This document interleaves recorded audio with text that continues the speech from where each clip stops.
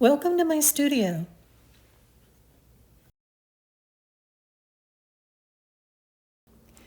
Hello friends, today we're going to be working on this little fox. I'm going to be putting in a background with a soft pan pastels and the blue and the white, and you can see pretty much the colors in this reference photo, which is from Pixabay. And I will be including all of the materials in the description. But for now, as you can see, I'm using various tools, sponges, and the soft tools to lay in this background, which in itself I thought was really beautiful, having the blue with the particularly light areas around the fox's head, and then that kind of olive, dark green kind of hint of what would probably be trees or something in the distance. Just the lighting on him, everything just seemed so cool. So I hope you will enjoy and work with me on getting a very similar, if I can get as close as I can, to that original photograph. There's always going to be some differences, obviously, but when you're working with pastels, it's just really nice to just sit down and kind of, work towards. I've got a sketch on the paper I'm working on, Pastelmat, work towards trying to emulate that feel of the lights and the mystery in this particular photo. So you can see I'm going in with the darker color now and going to be just kind of working it. It takes a while with the background. I want it to be smooth and, really kind of get that glowy feel to it. So I go back in, with the light, back in with the dark, and just keep working those different areas. I'm putting thin layers, so that really does help. And it does also allow me that ability to smooth and blend the way that I want to. Now, part of my prep work for this project, of course, was to, in addition to picking out my colors that I needed to use for my colored pencils, kind of assuring that all of my tools were clean or were already in the colors that I was going to be using them for. So I'm kind of, for example, the soft tool on the right that has a little bit of blue in it, I'll use that probably as a fine tuning on the background because it's already been used with the light blue. It's not going to disturb. It's not going to be putting purple down or any color that wouldn't be desirable at this point. So I'm getting the green in there, and I really kind of want it to go more of a olivey green. So I'll add some burnt umber. Just to kind of give it a little bit of a darker, there you see we're coming in with a little bit of that burnt umber to give it those dark areas, kind of similar to what we're seeing in the photo. And then just kind of trying to keep with a circular kind of pattern. Yeah, always fingers come in very handy when it comes to blending. But just using a circular motion to kind of mimic that blurred kind of background, the tree line or whatever it is. I also was seeing some light in there, so throwing a little bit of real pale, and I'm mixing my colors right within my pan pastel. So I'm just kind of pulling in some pale yellow and white with a little burnt umber mixed in to try to give it a little bit of cohesiveness with that background. There I am with the blue, the soft tool, fine-tuning the blue areas. And you can tell that I've gone over my sketch to a certain degree, but that's always better because that way I won't have to try to fill in. I'd rather have the hair that I'm going to be putting, like he's got that really fine hair showing up at the top and the bottom, where you're going to want the light to show through that. So you want to make sure that blue's already laid down in that area. But for now, we're laying in our underpainting, and in this area in particular, I'm making sure that I keep some areas pretty dark, really kind of to remind me of the pattern that's in there right now of his fur on the back, his body. He's very fuzzy, fuzzier than I normally would think a fox would be, but that's the other thing about this photograph that I really love is the different textures. So I'm just kind of loosely laying in a light layer to kind of give me an idea of where everything is and get the direction of the fur in there. The colors aren't going to match exactly, and that's okay, but I want to kind of show areas where I've got the more reddish or orangey kind of color and where I've got it more of a muted brown and black, and then of course the white, and then he's got around his face the longer fuzzier hair.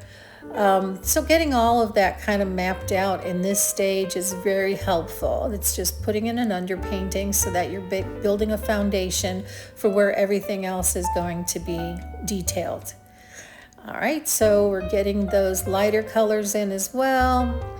And again, doesn't have to be exact at this stage. We just want to get a basic idea of where key elements are. Yeah, for example, on the muzzle, we want to make sure that we kind of keep that same kind of, shape going there. And then once we get these basic areas in, then we can focus more on details. So I'm going to be doing some blending just to make sure everything is soft and that I'm pushing down into the paper. That Pastelmat has that great tooth, so it's going to be grabbing each of these layers and allowing me to have the remaining tooth for the subsequent layers. So here we're putting in, again, some of the darker areas now. And again, this is because his fur in the back is just so, it sticks straight out kind of. It's kind of in your face. So just going to be laying in some light longer hairs on top of this background, but really kind of leaving it where I've got lighter and dark areas to kind of remind me of what's happening in that area, and then showing a little bit longer on that cheek. So anyway, all of these different steps, that's what it's doing for me, is it's kind of giving me the reminder of where everything is. I'm going to go in with a little bit of there I am, blending. So when you get to this stage and you're doing all your blending, you don't have to be real specific, but it's the same principle of, making sure that with every layer that you put on, that you're blending it out so that until you get to the very last detail layer, you don't want to blend too much because then you'll lose your details. But at this stage, it's okay. I'm mapping out the nose now, and I know I've got it sped up, but that's just in the interest of time so you can see the whole process of what goes into this. And there's going to be areas where I'll probably want to fine tune, but getting all of it mapped out, getting that background the way we want it. Could have gone a little lighter around his neck, but that's okay. I really kind of just like the fact that we're going to be able to we're starting to put in some of these details and get the color scheme, mapped more to what it needs to be, making corrections where, just like there on his little chin, or his mouth, where it needed to come further out. The blue had gone over to the point where I had lost that edge, but that's okay. You start to see it when you start working into your actual drawing. There is a little bit of white there in his nose, and then there's going to be some gray at the top of it. Getting those little details in really kind of give it that depth and just character that it's going to require. There's a couple things I'm seeing, that I know I'm going to end up wanting to come back and maybe fiddle with later. But for now, I really want to lay in basic elements. And so that's what I'm doing. And then, of course, the eyes are pretty important. You want to make sure that I had gone over to some extent with the underpainting. So I'm just kind of making sure that I'm going to get that feel on the eye, and bringing in a little blue and light gray for those highlights. And then I will end up bringing, there we go, a little bit darker of brownish orange to give it that depth and to kind of create the roundness of it. I'm going to go back in with the outline again, and then the bottom part of the lid is, the skin around the eye is going to have a little bit, and you can see it there where I've put in a little bit of a spacing to allow for a gray, there we go, highlight on there, and just trying to get some of these colors balanced. There's that light area underneath his eye, and just remembering the hair that's going up around his forehead. I'm going to be, there we go, adjusting the nose a little bit. And once I'm putting in some of these colors, like that's very yellow, but when you're working with animal fur, and especially an animal like this, it's got a lot of light coming from a specific area that is influencing what is one color, but changing it based on that light. So going in with the yellow, and then I will come after that with another color, a little bit more of a brown and a pink, to subdue that and yet retain that glow in the fur. That's why sometimes using various colors and making sure you're putting down light layers allows you to get that level of depth to the fur. It really makes a big difference. So when you're working with an animal coat, you want to make sure that you're allowing for the different lighting and shading of the different hair. And the longer the hair, the more that's going to occur. As far as within the individual hairs. And that's why the back looks like it does, because the light's hitting in different areas, the length of the hair is longer, and it just gives it that specific look that we want to kind of retain. At the very bottom, you'll notice at the bottom of his neck, onto his chest area, it's almost like a pinkish purpley glow. It's same at the top, and that's just a matter of the light hitting that hair and all of the colors that are already there. So I'm using the glassine here to protect what I've already done while I work here in the ear.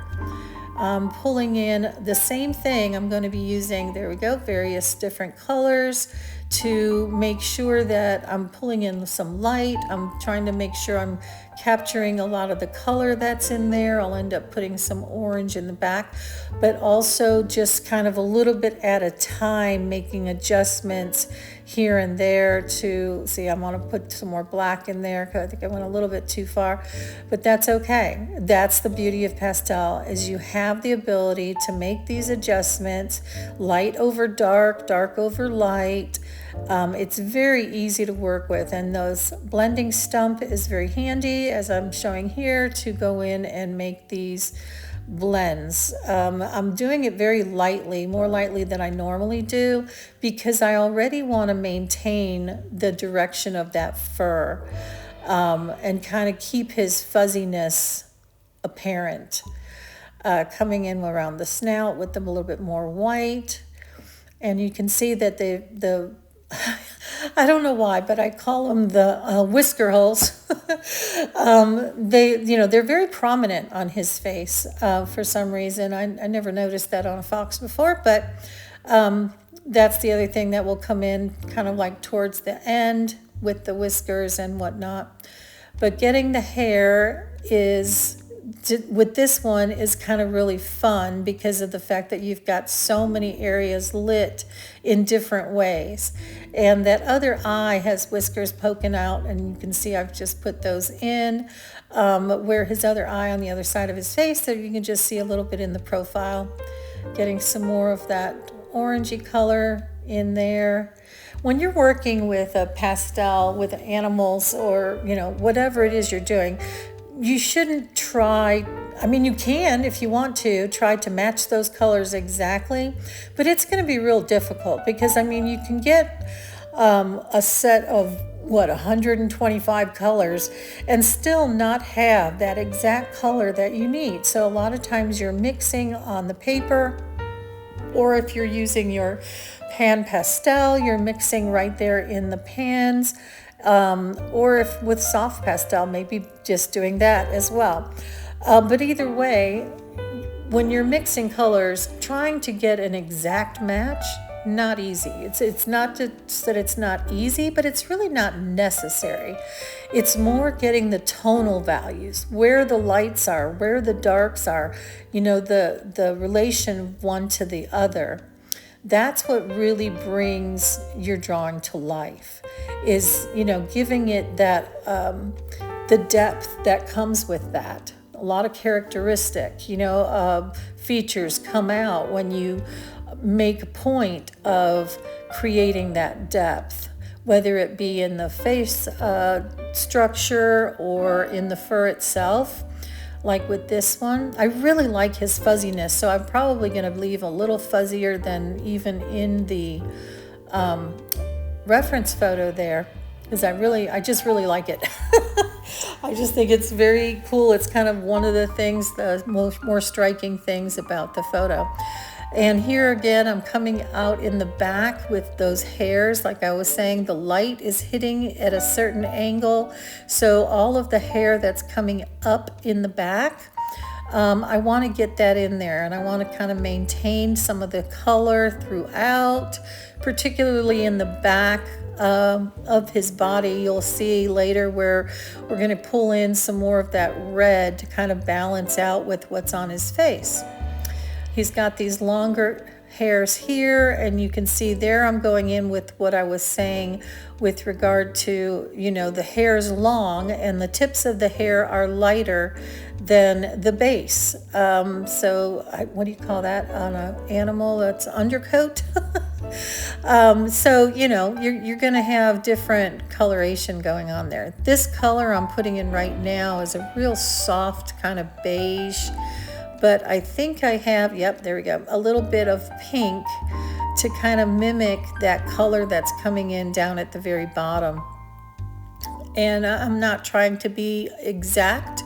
I just want to, like I said, capture the feel of this guy.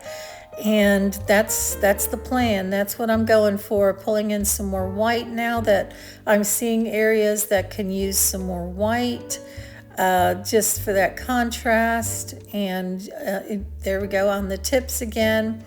And this is where I want to pull towards the back a little bit more of this reddish brown, just to kind of keep it all where on that part of his body it's just darker. So we are almost done with this one. Please like and subscribe if you enjoy watching these videos, and I really would love to hear from you. So if you want to leave a comment and let me know if there's anything you would have done differently, or if you have questions about, particular materials that you use, or you want to make recommendations, whatever it is, I would love to see that in the comments. And we are blending out at this point, just getting some of that smoothed out so we don't have any rough edges on our fur.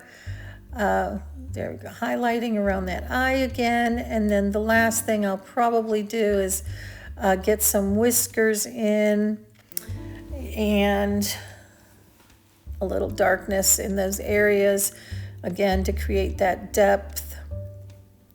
But almost done with this one. We are going to be doing some more blending, obviously, and I'm wondering, what level of your creative journey are you in? If you'll leave a comment about where you are, do you consider yourself a beginner, intermediate? Have you had a lot of experience with different mediums, with pastel? I've worked with a lot of different mediums. This is the first time I've worked with pastel, was in the last year and a half, but I have learned to really, truly love it. I hope you enjoyed watching this, and I look forward to seeing your comments. All right, let's take our tape off. That's always my favorite part of the process is seeing those nice edges once you've got your drawing where you want it. I do see some things I'm going to fix after I take off the tape because those whiskers definitely need to go in. But it's just so nice to pull that tape away and to see, you know, your finished product clean and neat on those edges. And I really like the color with this particular paper. I think it enhances it. And we're going to go ahead and throw those whiskers in at the bottom of his little face. So I'm going to put in the little whisker holes. What are those called? Somebody put in the comment, what are those called? What's the official name of that? Because I never know. And they're very important because the whiskers come out of them. But that's going to make a difference, getting the little whiskers in there. And then we can truly say that we are accomplished with our particular, I'm tapping out because I don't want hard edges. I just want to soften them so they're there. And there's going to be some coming from the other side, from the back and underneath. But there we go. That is going to finish off our little project. And I hope you enjoyed it.